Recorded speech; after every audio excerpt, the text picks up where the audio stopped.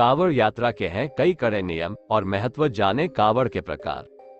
कांवड़ यात्रा सावन मास के साथ शुरू हो चुकी है। पुराणों में बताया गया है कि कांवड़ यात्रा के करने से सभी पाप नष्ट हो जाते हैं और शिवलोक की प्राप्ति होती है। कांवड़ यात्रा करते समय कई तरह के नियमों का ध्यान रखा जाता है।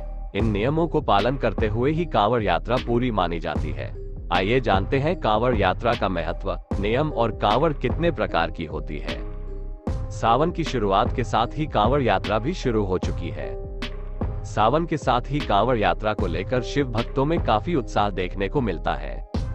हर साल लाखों की संख्या में कांवड़िया हरिद्वार आते हैं और गंगाजल लेकर जाकर अपने अपने क्षेत्र के शिवालयों में जाकर शिवलिंग का जलाभिषेक करते हैं। शास्त्रों में कांवड़ यात्रा को लेकर कई महत्वपूर्ण जानकारी दी गई है और यात्रा के दौरान कई तरह के नियमों का पालन करना आवश्यक बताया गया है। कांवड़ यात्रा के नियमों को लेकर किसी भी तरह की ढील नहीं दी गई है और अगर इनको तोड़ा जाता है कि भगवान शिव नाराज भी हो सकते हैं। आइए जानते हैं कांवड़ यात्रा के महत्व और नियम के बारे में और कांवड़ कितने प्रकार की होती है। कांवड़ यात्रा का महत्व पुराणों में बताया गया है कि कांवड़ यात्रा देवादिदेव महादेव को प्रसन्न करने का सबसे सरल और सहज तरीका है। भगवान शिव के भक्त बांस की लकड़ी पर दोनों ओर टिकी हुई टोकरियों के साथ गंगा के तट पर पहुंचते हैं और टोकरियों में गंगाजल भरकर लौट जाते हैं।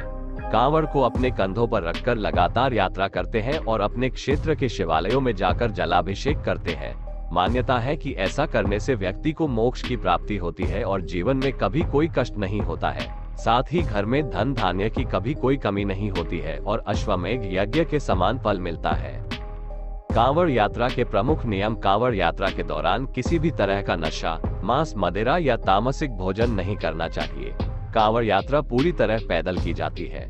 यात्रा प्रारंभ होने से लेकर पूर्ण होने तक सफर पैदल ही किया जाता है। यात्रा में वाहन का प्रयोग नहीं किया जाता। कांवड़ में गंगा या किसी पवित्र नदी का ही जल ही रखा जाता है, किसी कुएं या तालाब का नहीं।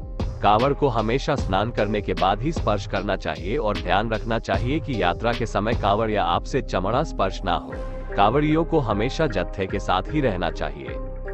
कांवड़ यात्रा के दौरान ध्यान रखना चाहिए कि अगर आप कहीं रुक रहे हैं तो कांवड़ को भूमि या किसी चबूतरे पर ना रखें। कांवड़ को हमेशा स्टैंड या डाली पर ही लटका कर रखें। अगर गलती से जमीन पर कांवड़ को रख दिया है तो फिर से कांवड़ में पवित्र जल भरना होता है। कांवड़ यात्रा करते समय पूरे रास्ते बम बम भोले या जय जय शिव शंकर का उच्चारण करते रहना चाहिए। साथ ही यह भी ध्यान रखना चाहिए कि कांवड़ को किसी के ऊपर से लेकर ना जाए। कांवड़ के प्रकार। कांवड़ मुख्यतः 4 प्रकार की होती है और हर कांवड़ के अपने नियम और महत्व होते हैं।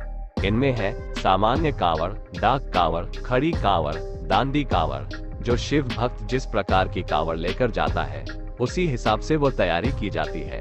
इन 4 प्रकार की कांवड़ के लिए शिव मंदिरों में उसी हिसाब से तैयारी भी की जाती है। आइए